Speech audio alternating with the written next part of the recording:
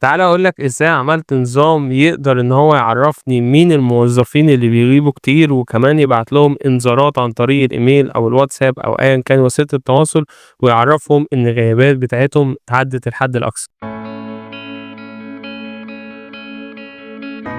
يا أهلا بيكم من جديد، معاكم إمام خليل من NTN بالعربي. النهارده بإذن ربنا هنتكلم على script يقدر إن هو يتابع لك الموظفين اللي ببيغيبوا كتير. طبعًا الscript اللي قدامنا ده عن طريق NTN هاسيبه لك تحت في أول تعليق مجانًا، تقدر أنت تنزّله وتدوس على ال3 نقط دول وتقول له import from file وترفع الscript ومبروك عليك. طبعًا الscript ده مربوط بجوجل شيت، أنت طبعًا ممكن تكتب البصمة بتاعتك لو السيستم بتاعك بيقبل API أو web hook. أنا رابطه طبعًا بجوجل شيت والبصمة بتسمّى على طول على جوجل شيت.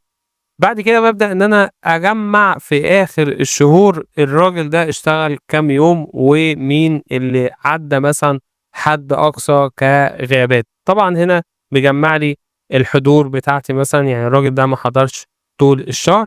أنا هنا عامل automation كل يوم مثلًا تبدأ مثلًا في الmidnight نُص الليل، ويبدأ يروح على جوجل شيت، يبدأ يستدعي لي الdata اللي أنا لسه مورّيها لكم ديّة، ماشي. بعد كده عدّلت على الdata اللي هو مثلًا عدد الغيابات والname أو عدد الحضور مثلًا لازم يبقى equal رقم معيّن. طب إزاي الكلام ده؟ خلّيني أشغّل الwork flow بتاعي، بدأ يجيب لي الdata أهي، وخدت الdata بدأت إن أنا بقى أعدّل عليها. أنت مش محتاج تعدّل في الdata خالص.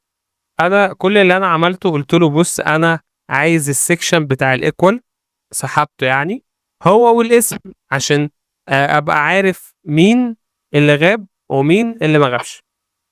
وبدأت أستخدم قاعدة if، قاعدة if اللي هي لو الموظف ده مثلًا is equal 0، يعني عدد غياباته مثلًا 0، أو ممكن تقول له less than، يعني هنا في عندك كذا حاجة، لو عدد حضوره مثلًا أقل من أو أعلى من أو equal أو مش بتساوي، طبعًا كل الحاجات دي أنت ممكن تستخدمها، ماشي. فأنا مستخدم مثلًا إن عدد حضوره ب0، ماشي، هو ده اللي أنت هتجيبه لي، وتبدأ تبعت لي على الإيميل تقول لي الراجل ده ما بيجيش يا ريس، ماشي. فكل يوم الساعة 12:00 هيروح على شيت البصمة، هيسحب البيانات، لو في حد حضوره 0 هيبدأ يقول لي الراجل ده ما جاش يا ريس.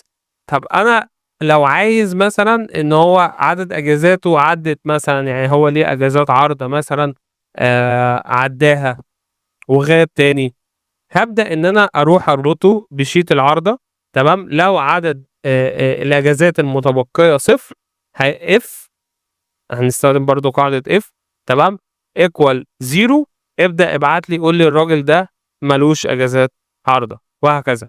وتقدر طبعًا إن أنت تلعب في الautomation ده، بس طبعًا تقدر تاخد الكورس بتاعنا اللي عليه خصم 70%، وتقدر تعمل automation ده وتعدّل عليه براحتك وتزوّد عليه كمان، والخصم ده لأول 100 طالب تقدر أنت تبدأ على طول من خلال اللينك اللي هاسيبه لك في صندوق الوصف. طبعًا فيديوهاتنا ما خلصتش، تقدر تخش على القناة وتشوف الفيديوهات اللي فاتت. كان معاكم إمام خليل من NTN بالعربي، سلام.